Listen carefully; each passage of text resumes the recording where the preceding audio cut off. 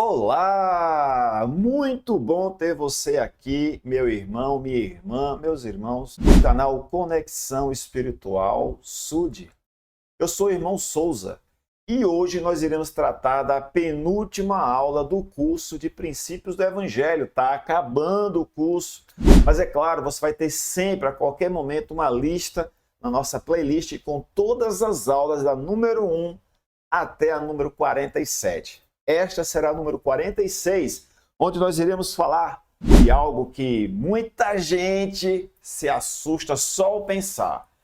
Olha aí, o julgamento final. Pois é, meu irmão, minha irmã, isso aqui assusta muita gente, pois quando a gente pensa, puxa vida, terá o julgamento final, e aí, como que será? Meu irmão, minha irmã, vamos bater um papo agora, e eu espero que seja um papo breve, para que possamos entender um pouquinho melhor sobre como será este julgamento. Quero dizer a você que nas Escrituras e nas revelações dos profetas sempre trazem informações a respeito deste momento que seria o julgamento final. Recapitulando um pouquinho, nós viemos de várias aulas anteriores. Nessas aulas falamos sobre sinais da segunda vinda, falamos sobre a própria segunda vinda e na aula anterior falamos sobre o milênio. E tudo o milênio ele já será consequências da segunda vinda de Cristo. Após o milênio, nós falamos sobre a grande batalha, a batalha final. E após essa batalha, o julgamento final. E nesse julgamento final, você pode estar pensando, irmão Souza, como que eu posso me preparar para esse julgamento? Claro, para todo e qualquer julgamento, para toda e qualquer prova que nós iremos sermos submetidos, nós precisamos saber as regras, saber como que funcionará este julgamento, para que possamos estarmos preparados ou bem preparados para ele. Eu vou falar para você aqui hoje, compartilhar com você sobre o julgamento final. Como que deverá ser? As Escrituras, irmãos e irmãs, falam que nós seremos julgados de acordo com as nossas obras. Muita gente fala que nós seremos salvos pela graça e que as nossas obras não terão importância, não é bem assim. As Escrituras falam que nós seremos salvos pela graça depois de tudo que pudermos fazer.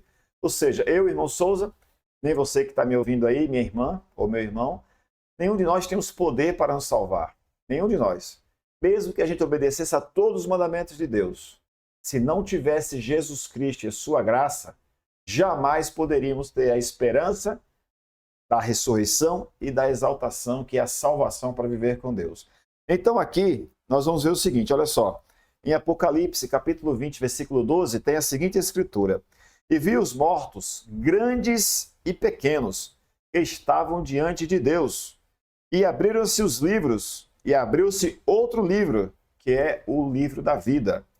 E os mortos foram julgados pelas coisas que estavam escritas nos livros, segundo as suas obras. Então, sim, irmão e irmã, vamos nos preparar melhor para esse julgamento? Sim, nós seremos julgados de acordo com as nossas obras. E estas obras elas estarão escritas nos livros. E daqui a pouquinho eu vou falar um pouco sobre que livros são estes.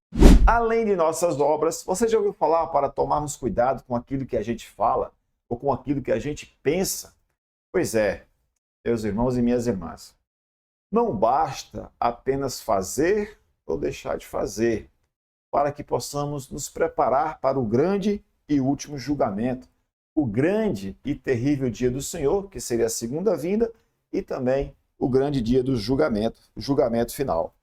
O profeta Alma, ele testificou o seguinte: nossas palavras nos condenarão.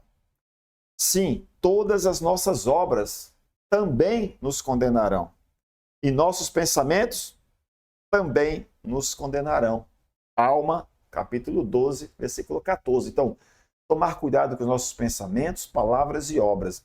Olha só, no Velho Testamento falava-se o seguinte: não cometerás adultério. Aí Jesus Cristo veio e falou: qualquer que olhar para uma mulher e em seu coração a cobiçar, já terá cometido adultério com ela.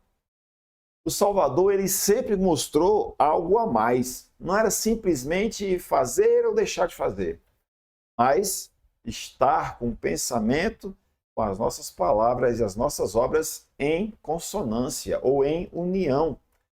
Não adiantava, para Jesus Cristo, como ele falou, não adiantava eu não fazer algo, mas desejar muito fazer aquilo. Então, nós precisamos tomar cuidado, sim, com os nossos pensamentos, nossas palavras e também as nossas obras.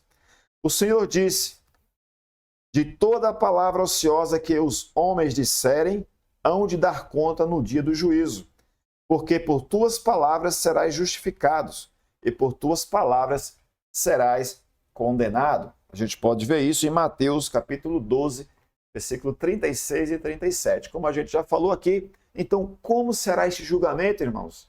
Nós seremos julgados por nossos pensamentos, nossas palavras e nossas obras. Isso é fato.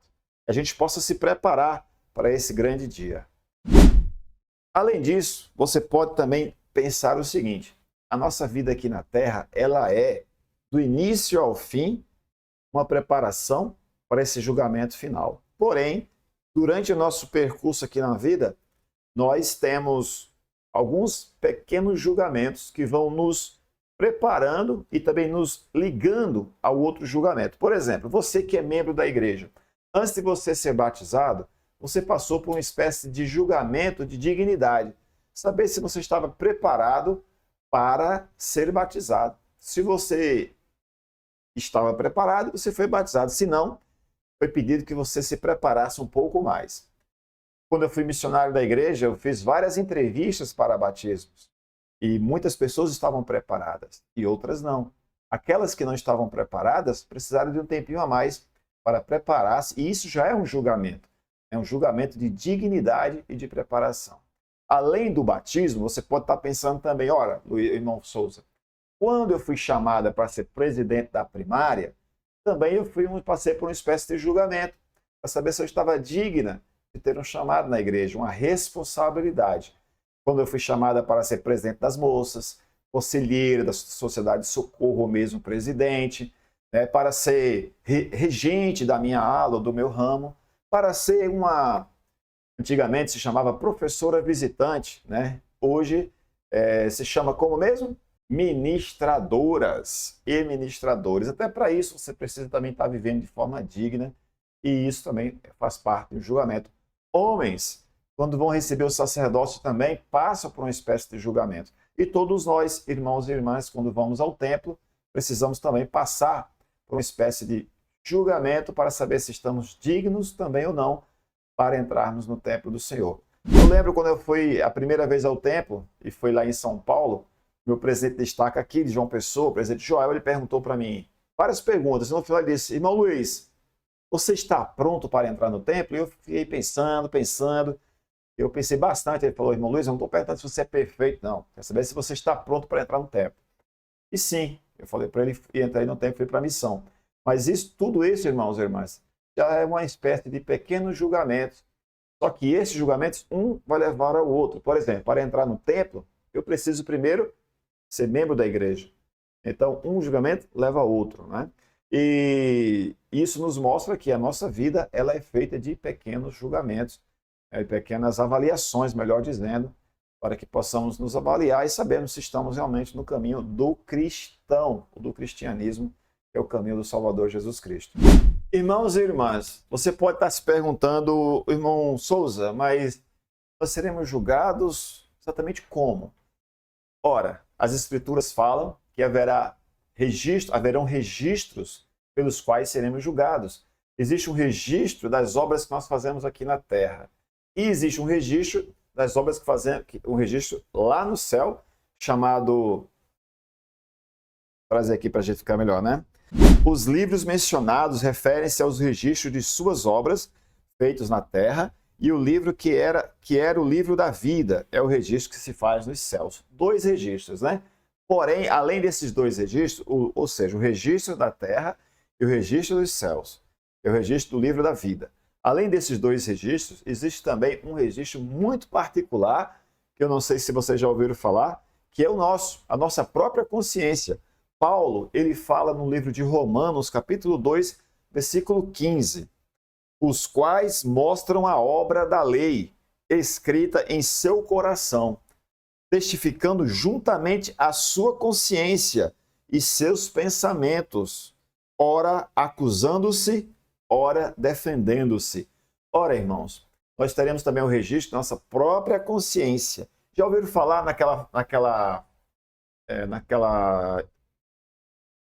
frase, naquela teoria, melhor dizendo, de que haverá como se fosse uma tela de cinema em que você vai ver tudo que você fez aqui?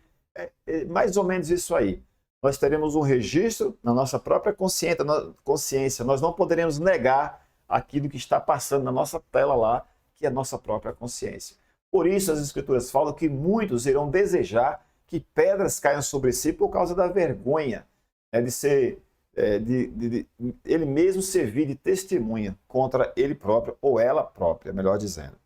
Irmãos e irmãs, teve uma pergunta de um irmão chamado Tiago Sude, e ele falou o seguinte: irmão Souza, e a divisão do reino celestial?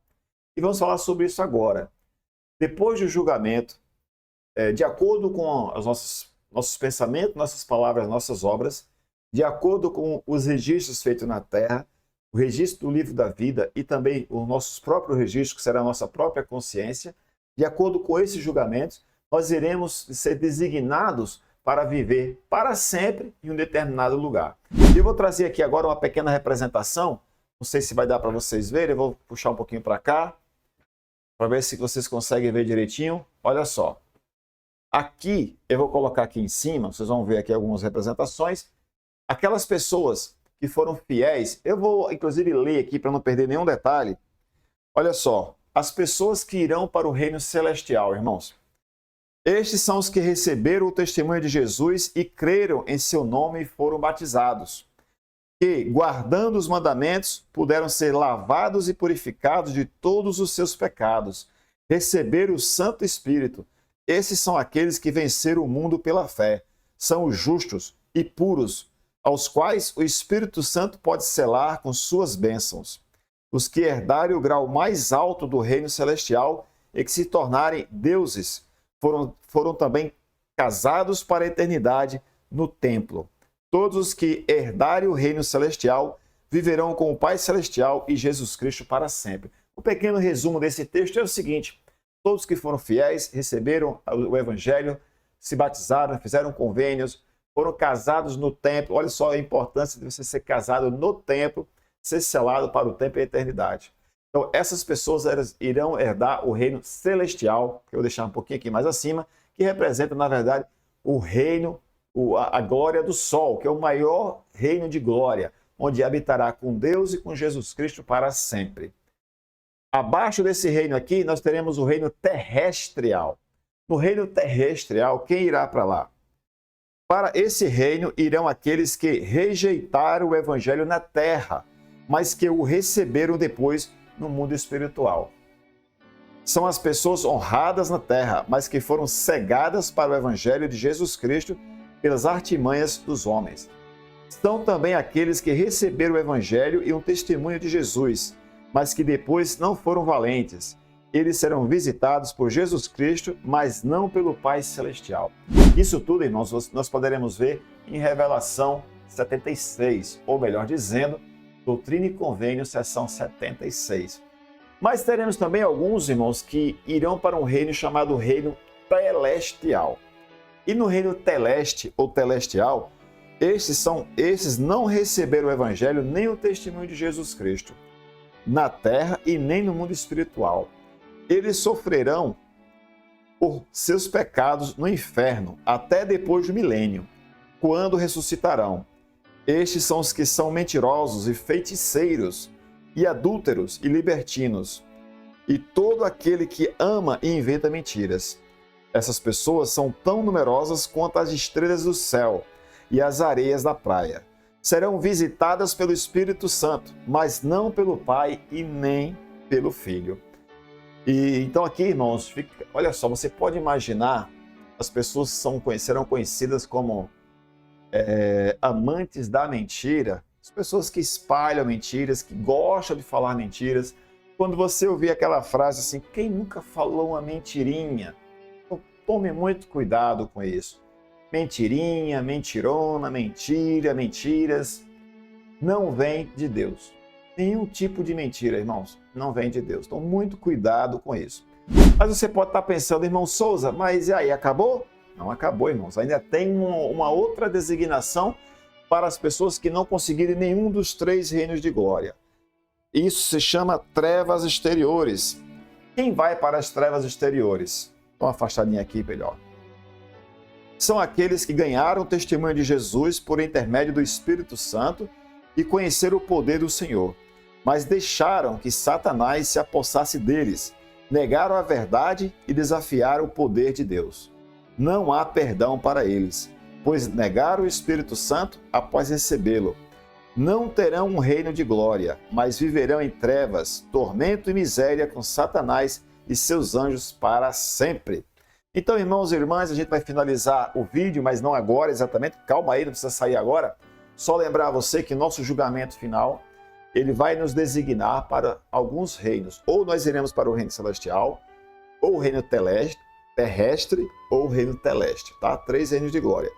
E quem negou o Espírito Santo, né? Quem cometeu pecados contra, quem desafiou o poder de Deus e tudo mais, como nós já vimos aqui agora, irão para um lugar chamado trevas exteriores. Lá não terá a presença, nem a visita de Deus, nem de Jesus Cristo, nem do Espírito Santo.